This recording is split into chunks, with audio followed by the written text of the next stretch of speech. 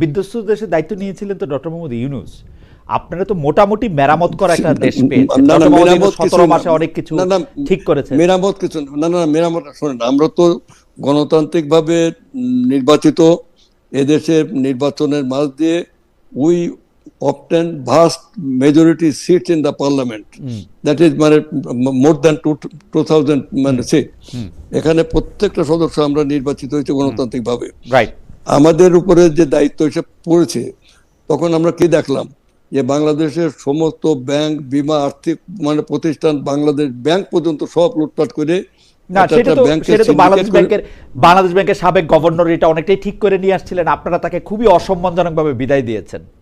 আচ্ছা, সে যা করেছি এটা আমরা করলাম, সেখানে অসম্মানজনক না, মানে একটা খুবই আনসেরিমনিয়াস, মানে এটা উনাকে বলা যাইতো, উনাকে এটা করা যাইতো, মানে আরো অনেক ভাবে করা যাইতো, মানে আপনাকে তো আসলে কোনো উনাকে কোনো অভিযোগ এনে তো বিদায় দেওয়া হয় নাই, আসা যাওয়া তো দুনিয়ার নিয়ম।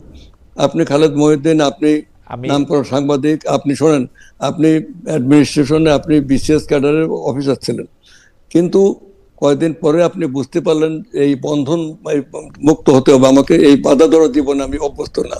আজকে আপনার সম্পর্কে আমাদের সেক্রেটারি, আমি প্ল্যানে বসে কথা বলতে আসছিলাম, যে আমি বললাম যে মহিউদ্দিনটা তো অত্যন্ত, খালেদ মহিউদ্দিন অত্যন্ত ট্যালেন্টেড লোক।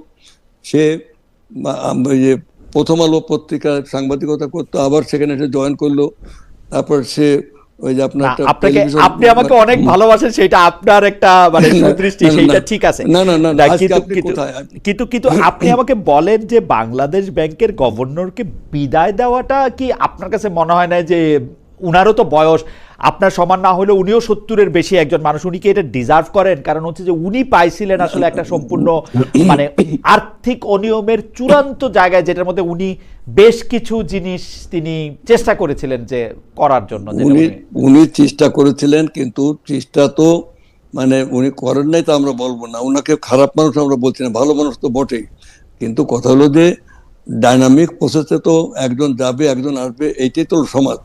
আজকে আমরা একটা আপনি সিন্ডিকেটগুলো দেখেন, আইন চেঞ্জ করে একটা ব্যাংকিং কোম্পানিতে একটা ব্যাংকে 4 জন পর্যন্ত ডাইরেক্টর হতে হবে একই পরিবারের, এবং আর এক ব্যাংকের 4 জন এইভাবে তারা ইন্টারচেঞ্জ করে, তোমার ব্যাংক থেকে আমাকে লোন দাও, তোমার ব্যাংক থেকে আমার ব্যাংক থেকে তুমি নাও, এই বলে 95,000 কোটি টাকা একটা কোম্পানি নিয়ে গেল সালাম গ্রুপ।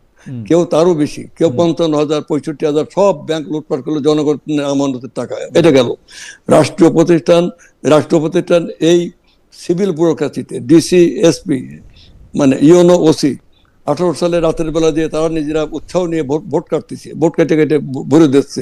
তাহলে কিভাবে সিভিল অ্যাডমিনিস্ট্রেশন ধ্বংস করলো, পরিকল্পিত বিচার ব্যবস্থা, সেখানে জাজমেন্ট লিখে দিচ্ছে। কিন্তু অ্যাডভোকেট রায়চৌধুরী, এই অবস্থাটা থেকে কি ডক্টর মোহাম্মদ ইউনূস সরকার বেশ কিছু জায়গায় আপনাদের জন্য আরেকটু বেটার পরিস্থিতি রাখছে না? আপনারা তো সেই আমি ডক্টর মোহাম্মদ ইউনূসের তো সমালোচনা করছি না, রাইট, উনি তো একটা বিশ্ববিখ্যাত অর্থনীতিবিদ, উনি চেষ্টা করেছেন, সেটা আমার অস্বীকার করি না, রাইট, আমরা তাকে অ্যাকুজ করছি না।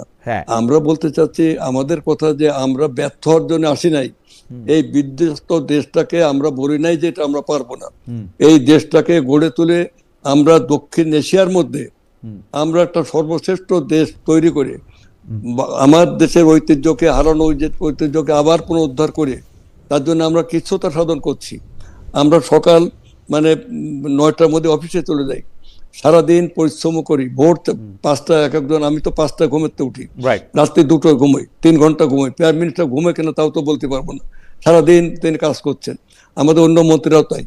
আমরা একটা টিম ওয়ার্ক করছি under the leadership of our মানে সংসদ নেতা, প্রাইম মিনিস্টার। আমরা আমাদের কথা হলো আমরা ব্যর্থ হওয়ার জন্য আসি নাই, আমরা বিজয় অর্জন করবো, সফল হব। আমার